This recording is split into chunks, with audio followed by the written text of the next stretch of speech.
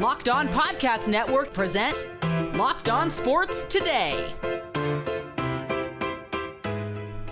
The Detroit Lions continue to own the Green Bay Packers after a Thursday night blowout. Wait, is this right? Also, the Boston Celtics would be a nice fit for Jrue Holiday, and the Dolphins Bills promises to be an early Game of the Year candidate. Today's episode brought to you by Jace Medical. Empower yourself when you purchase a Jace case, providing you with a personal supply of 5 antibiotics that treat more than 50 infections. Get yours today at jacemedical.com. That's JASE medical.com. I'm Peter Bukowski, starting your day with the can't miss stories and biggest debates in sports. You're Locked On Sports Today. Searching all major sports. Found. Let's start with the biggest story. It was a primetime matchup between the Packers and the Lions in which the favored team went out and showed the young upstart team, you're still not on our level. We're just not used to that team being the Lions and the other team being the Packers, because that is exactly what happened for the fourth straight time. The Lions beat the Green Bay Packers. It was a 34-20 drubbing, a game that was not as close as that final score indicates. Matt Derry from Locked On Lions joins me now. And Matt, how did Detroit just pants the Packers on national television? They did it, Pete, the way they've been doing it for the last 2 years. Physical, ground and pound. Offensive line was absolutely dominant. You and I talked on the crossover on Thursday for Locked On Packers and Locked On Lions about the importance of getting Taylor Decker back. There he was at left tackle. You move Penei Sewell back to the right side, and all was well in Allen Park, Michigan. I mean, they just moved bodies all night. And I thought the coaching staff did a really good job on a short week of kind of knowing everything that Matt LaFleur had up his sleeve on the other side, on the offensive end. Jordan Love in that play pass game was not to be. The Lions seemed to be everywhere. It was a deep pass. It was a short pass. They were in the lanes for screens. They just knew where to go, and it was a complete domination by Detroit. I'm still stunned. And defensively, I think the start of the game. I mean, the Packers at one point, I think they had 4 possessions and a negative yardage total if you include sacks in that, which I usually don't. But the defense played outstanding. Emmanuel Mosley still not back on this team. James Houston, one of their best pass rushers, is hurt right now, and Chauncey Gardner-Johnson likely going to miss the season, right? So how are they doing this with not even their starting group? Guys have just stepped up. They've got really nice depth. You got to give Brad Holmes a lot of credit, the general manager. We talked on our shows this week about the linebacker depth and a guy like Jack Campbell, the number 18 overall pick, who's not playing as much because Derek Barnes is really good. Brian Branch, who's the 45th overall pick, is an absolute stud already and a steal. Cam Sutton kind of shut down some of those Packers speedy wide receivers, and that Alex Anzalone had the tip that turned into an interception. Yeah, Anzalone played well, Jerry Jacobs. So it's just the guys that are believing right now, playing very physical, rallying to the football. It's kind of old school football. It really is. And I also think they're rested because the Lion drives are long because they're pounding the football with the ground game. And David Montgomery, 32 carries, Pete. I mean, this is like 1984 football. Well, and 32 carries, and he averaged 3.8 yards per carry. It wasn't like he's, dominating everything, but 43 carries for 211 yards. You're going to win a lot of football games if that's what you're able to do. In the first 4 weeks of the season, Matt, the Lions go to Arrowhead and beat the Chiefs. They go to Lambeau Field and beat the Packers, 2 of the toughest places to play in the NFL. What is the ceiling for this Lions team this season, given where we look around the league and we go, who are the dominant teams? I mean, everybody talked about it before the season. It was going to be Philadelphia and San Francisco, and then who was going to be 3. And right now, the way the Lions are playing, it looks like Detroit. I mean, Dallas is really good. Somebody else will come on. We know that. But right now, the ceiling is, just they want to win this division so bad. They want to host a home playoff game. You kind of are seeing right now they likely will do that. I mean, Packers have a nice young team, but looked overmatched tonight. Minnesota and Chicago are absolute garbage. So you got to figure the Lions are in good shape. They got to just stay healthy.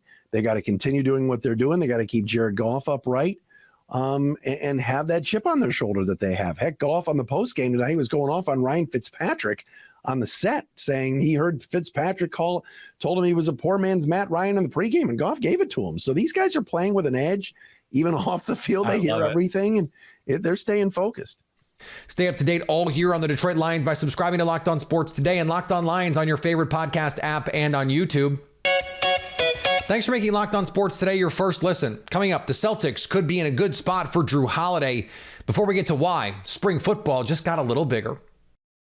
Modern medical care and treatment are important, but our global supply chains are fragile. Things like pandemics, natural disasters, and foreign travel may cut you off from the treatment you need. Jace Medical wants you to be prepared. That's why they're offering the Jace case. The Jace case provides 5 life-saving antibiotics for emergency use. Just fill out their online form and one of their board-certified physicians will review it to determine whether medications are safe and appropriate.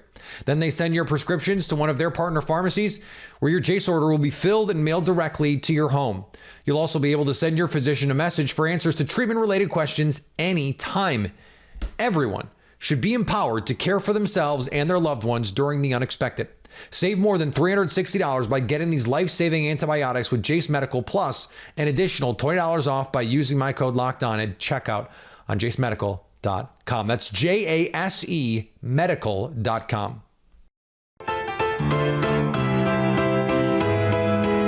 The XFL and the USFL said Thursday that the 2 spring football leagues plan to merge and begin play next year.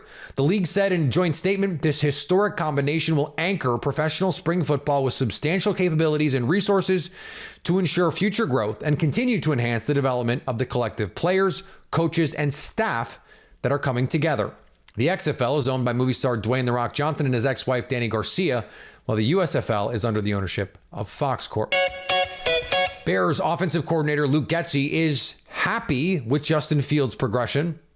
Yeah, our expectations have always been the same. It's about him getting better each and every week and making sure that he's mastering what we're doing from our perspective and being the leader of that unit. And I think he's doing a really nice job in the midst of a lot of right now going on, that he's been manning up and he's taking the leadership role for these guys. So it's been good to see him be able to put it on his shoulders and be the guy that wants to help make this thing get right. It would be the first progression Fields has made this season, successfully at least. The NL Wild Card picture inched closer to chaos on Thursday. The Diamondbacks lost to the White Sox and the Cubs fell to the Braves. Rain messed up the Marlins and Mets, and the Reds were off. A world still exists where the season could end with 4 NL teams tied for the final 2 wild card spots. In that scenario, the Marlins and the Reds would make it into the playoffs. The Rangers had a chance to inch closer to clinching the AL West as they took on the Mariners. Stop me if you've heard this before, and I guarantee you've heard it before. The Rangers lost a close game, and it was because of... Drumroll, please. No, you don't need a drumroll. It's the freaking bullpen. Shocker. The Rangers lost a game because of their bullpen. And it was a game where the bullpen, for the most part, was pretty darn good. Andrew Heaney had a shutout inning of work. Jose Leclerc had a great shutout inning of work. Then in comes Aroldis Chapman, who can't find the strike zone to save his life to get a single out. Loads the bases, and on comes Jonathan Hernandez, who does a great job getting 2 outs. And with 2 outs in the bottom of the 9th inning, a 1-run game where all the Rangers had to do was get 1 more scoreless inning, 1 more out, and they are in the postseason. They did not get it. A ball goes over the left fielder's head, and the Mariners win. The Rangers' magic number to clinch the AL West is 2. Their magic number to clinch a postseason spot is just 1 win against the Mariners. Incredibly frustrating way to lose that one tonight.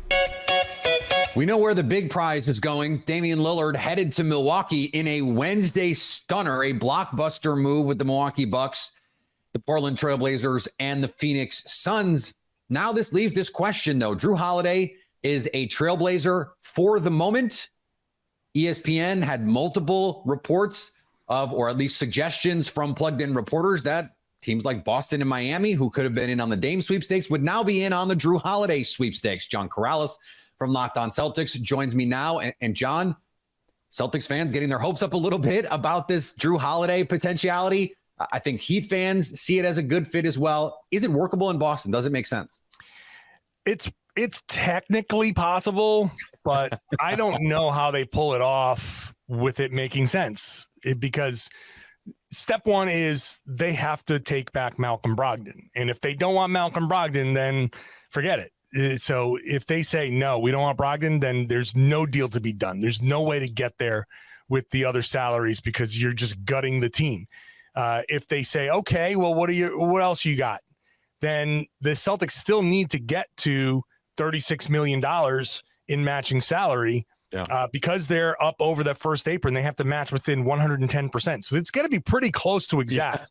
Yeah. It's tough. They can do it with Brogdon and Robert Williams, but that seems to be a lot. They could do it with Brogdon, Al Horford, and one other small contract, but that seems to be a lot. So the technical possibilities of them getting there are just, they just don't seem feasible financially for the Celtics. Financials aside, would it make sense as a player fit? Would he be the kind of guy that you think you'd be willing to give up, a piece or two to get if you're Boston? I mean, I'd be fine swapping Brogdon for Holiday. That would be an upgrade, I think. But seems nice. That's besides not having the money to make that happen.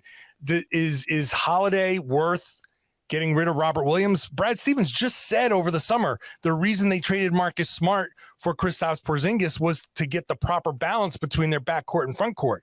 So now if you're going back to Marcus Smart plus a jumper, at least during the regular season, you're giving up one of your important bigs unless they use their $6+ million traded player exception to get out on the market after making a trade for Holiday to get a big that is acceptable. I don't think it makes sense. Is there a team out there where you go, yeah, this is the perfect opportunity? There's the right assets, like without having to, scour every roster, just top of your head is like, okay, this is the perfect fit for Jrue Holiday. Yeah. Top of my head would be Miami. Miami could get back in there and say, hey, well, why don't we, if you didn't like this deal for Dame, do you like it for Holiday? Because you can still offer a few of those options, draft picks and whatever. Not that they have a ton, but if I'm Miami, I actually look at that as he's not as good a player, obviously, as Damian Lillard, but man, he's a fit. He's a perfect fit. Culture, tough-minded, defensive-minded. He can shoot, again, during the regular season. We'll see if he can do it during the playoffs. But he fits that Heat mentality, that Heat culture. I think that would bring out the best in him. So I'm a little bit more afraid from a Boston perspective of him going to Miami than I was of Lillard going to Miami, because at least Lillard going to Miami hurt their defense. This helps their defense to a point where the Miami defense killed Boston. It's what they hang their hat on. And if you can make it better with Holiday and just that mix with Jimmy Butler and Bam, that defensive trio, I think that would be really good for them. If just, assets aside, Utah has been a name mentioned, New York, LA, both LA teams potentially, though that would probably be unpalatable from a Blazer standpoint with the Lakers and what they could give. Any other teams that you think are wild cards in all this? I mean, the Clippers for sure have been looking for a point guard for a long time. And if I'm the Blazers, I don't care if I help the Clippers, because the Clippers are an expensive team. It was the Warriors and the Clippers that were the targets of this new collective bargaining agreement. Yeah. And I know other teams like Boston and Milwaukee have been caught in the crosshairs, but it's that whole CBA was addressing, or that portion of the CBA was addressing the financial ability for the Clippers and the Warriors to just basically print money. So go ahead and help the Clippers for now. You got to say, maybe if they win a championship, so what? Portland's rebuilding. So you go to the Clippers. If this is their missing piece, great. In 2 years, they're going to have to blow this up. And by that point, if Portland's done their rebuild right, they'll be on the upswing when the Clippers are on the downswing. So if you can get some future assets, some future draft capital from them out of that, then that could be something that works for them too. Stay up to date on the Boston Celtics by subscribing to Locked On Sports today and Locked On Celtics on your favorite podcast app and on YouTube. Coming up, the Dolphins and Bills are set up to give us a marquee matchup this week. Snap into action this NFL season with FanDuel, America's #1 sportsbook. Right now, new customers can bet $5 and get $200 back in bonus bets guaranteed. Now's the best time to join FanDuel. The app is easy to use, and you can bet on everything from spreads to player props and more. The Dolphins and Bills are very close on the spread. Despite scoring 70 last week, the Dolphins are 3-point underdogs on the road. You can also combine bets within the same game to make even more money. Same game parlays are a great way to enjoy any game. Go get your $200 in bonus bets, win or lose now. Visit FanDuel.com/lockedon and kick off the NFL season with an offer you won't want to miss. FanDuel, official partner of the NFL.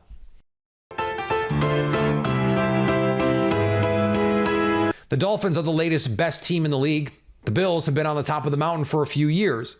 Locked On Bills host Joe Marino and Locked On Dolphins host Kyle Krabs take a look at a marquee matchup.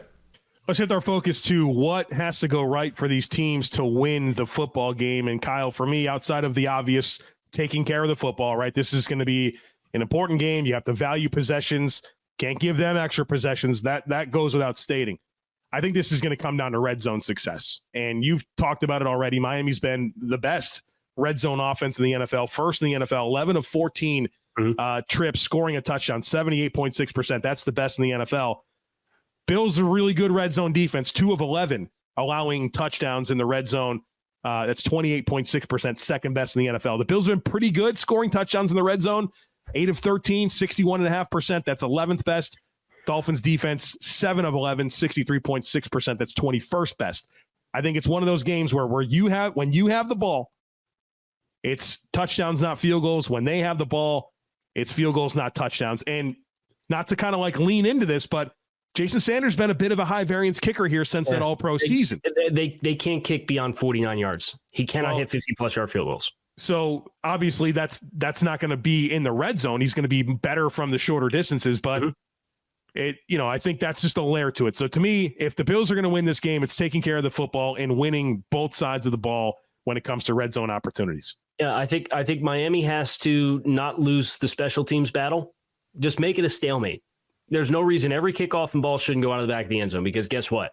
Marvin Mims ran one back 98 yards on you, and the week prior you missed 2 field goals, including one that was blocked. They've had negative contributions on special teams each of the last 2 weeks. So Miami cannot, that has to become a stalemate. So if you're looking for an added edge, and I think this is a game that's won in the margins, special teams is a place to look. I think the thing for me is Miami's ability to run the ball. They had success the second time they played him. They did not have success the first time they played him. They did not have success the third time they played him last year. Miami goes 41 rushing yards against the Bills. They score 21 points. They rush for 188. They score 29. And then they rush for 42, but they get 3 turnovers off Josh Allen, and they score 31 with Skylar Thompson in the playoff game. I think that feeds into your red zone point. I think if Miami's going to score and have success converting in the red zone against Buffalo, they have to be able to run the ball. Let's not get ahead of ourselves on the Dolphins, who look incredible, by the way. But they wouldn't be the first team to start fast. And as the league gets a little more tape, and as the players get a little more banged up, the offense starts to dip. And by the way, they're playing a Bills team this week that just beat the brakes off the Washington Commanders, who played like a pretty good football team the first 3 weeks of the season. The same cannot be said for the Denver Broncos, who look like the hottest of messes. The Bills are favorites, and rightfully so. They are the proven commodities. They are the team the Dolphins are chasing in the AFC East.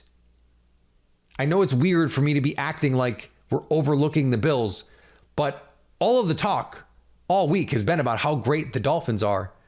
Yet here we are on Friday of the game, and Buffalo is favored by a full field goal.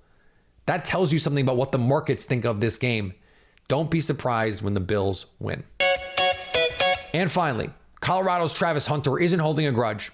He and Colorado State defensive back Henry Blackburn met Wednesday and went bowling together.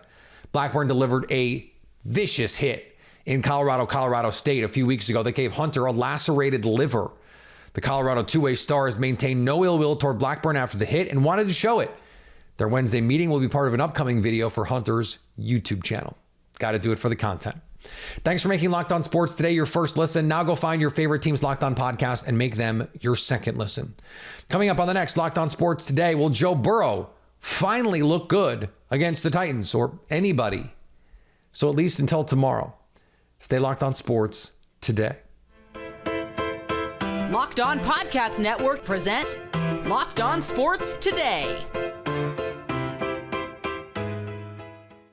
For more episodes of Locked On Sports Today, go to our video on demand. Click on Sports at the top of your screen. There, you'll find past episodes of Locked On Sports Today, plus other Locked On shows on demand.